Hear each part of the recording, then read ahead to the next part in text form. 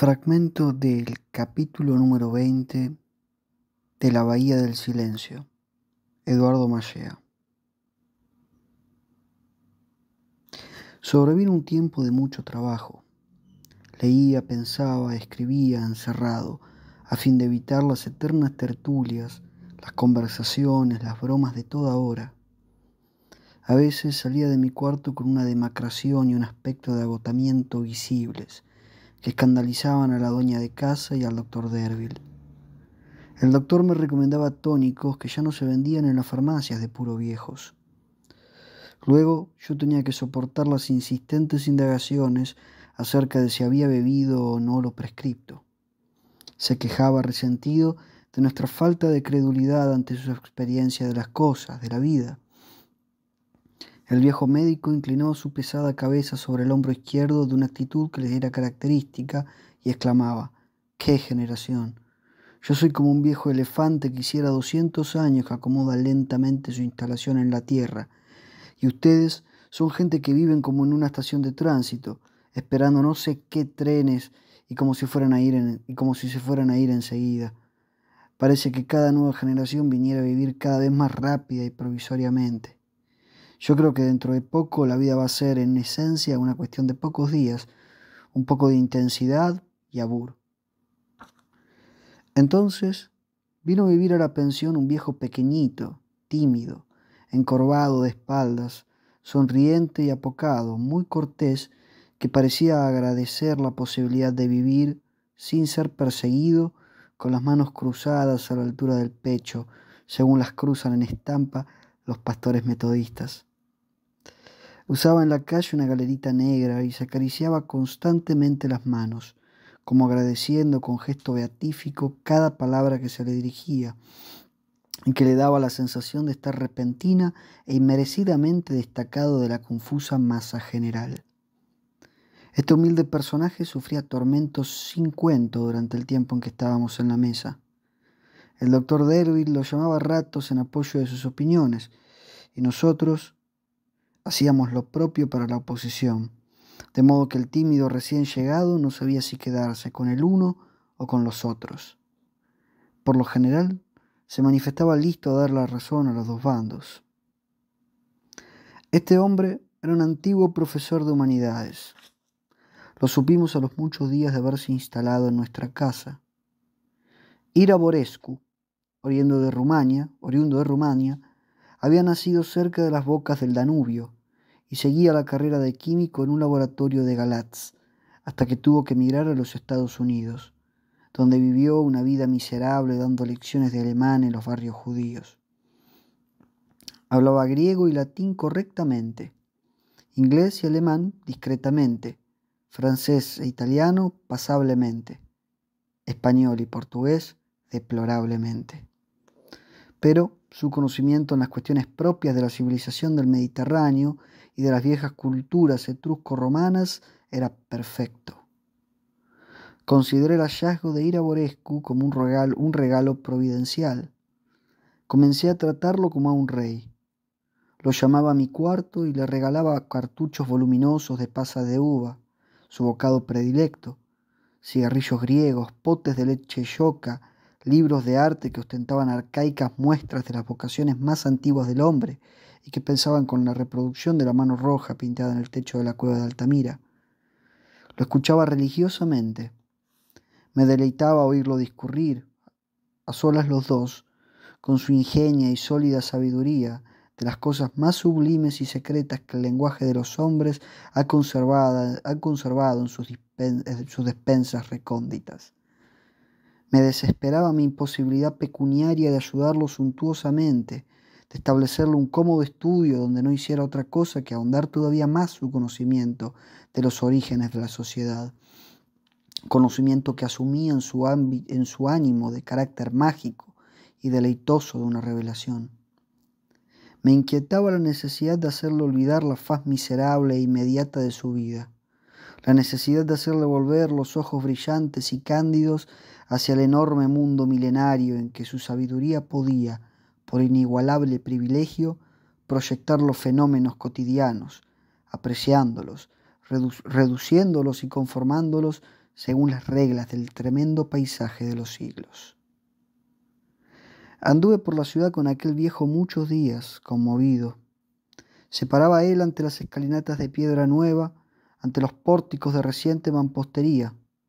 Su rostro, pulcramente afeitado, tenía, a causa de aquella nariz de base ancha y de aquellas 2 arrugas tensas y profundas que bajaban a los lados de la boca, pronunciándolos, no sé qué cosa de simiesco, pero hablaba y parecía hermoso.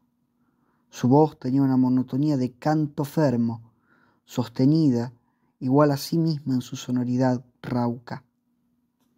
Me contestaba con argumentos de esperanza cuando yo le hablaba de la sordera de nuestra tierra frente a las cosas del espíritu. Ciertamente, decía, un país donde no se producen de modo natural expresiones de arte tiene que ser un país donde no se vive, porque inmediatamente que se comienza a vivir, comienza a moverse ese mecanismo que se llama sensibilidad, y se produce entonces esa descarga del alma que es el arte en sus diferentes formas. Cuando un país se pone a crear es cuando se pone a saber y a decir lo que ha vivido y lo que está viviendo. Piense en Os Lusíadas, piense en la parte que le cabe a Florencia en la Divina Comedia. Mientras no se sabe cómo se vive, es como si no se viviera. Es la puerilidad, y ustedes están todavía en la etapa animal de la puerilidad como organismo actuante. Mientras no se sabe cómo se vive, se está viviendo una vida animal. Y el tipo de vida animal no es ciertamente el tipo de vida destinado a nuestra raza. Que vive más quien más vive con el cuerpo, es un prejuicio que urge dejar a los Facchini. Ellos no necesitan bastante para su propia consolidación. Se ha tratado de fundar una filosofía de la vida elemental en el espíritu de algunas pinturas etruscas halladas en las tumbas de aquel pueblo, que en materia de arquitectura había llegado hasta manejar sabiamente el opus quadratum. Pero esas no son más que invenciones. Si yo sueño con alguna posibilidad para nuestra especie, es con la posibilidad de que la humanidad salga del primitivismo que hay detrás de su genio. La única razón decisiva es la razón histórica. Cada ciclo de vida histórica tiene sus reglas tan diferenciadas del anterior y del que le seguirá, que en el fondo la vida está obligada a reinventar a cada instante su instrumental. Por lo general los pueblos no inventan a tiempo los instrumentos que requiere su hora histórica. Los pueblos grandes son los que inventan a tiempo. En esa constante labor de acomodación interviene el arte de 2 únicos modos, siendo profética o siendo elegíaca. El arte profético es el que se adelanta a tal acomodación de los pueblos a la circunstancia histórica, y el elegíaco el que llora su fracaso.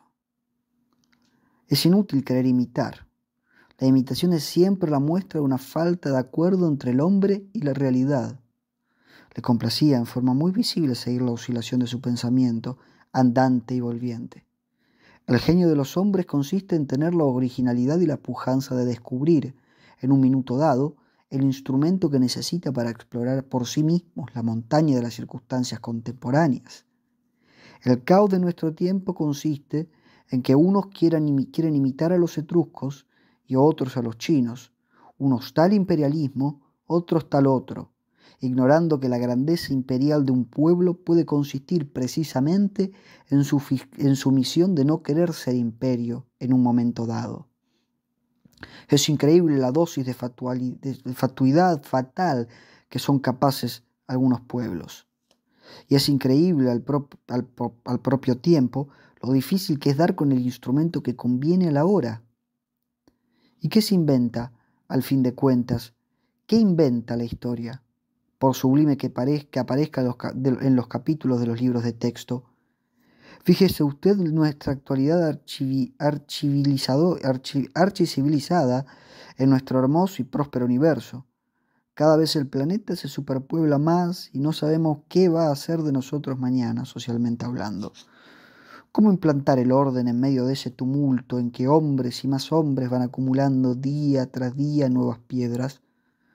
Por momentos, Yo creo que vamos a volver a la anarquía y a la existencia individual, predatoria y salvaje. Ah, ¿qué sabe la humanidad de sí misma? La historia no es más que la lección de cómo la humanidad ha estructurado sus pasiones antihumanas, nada más.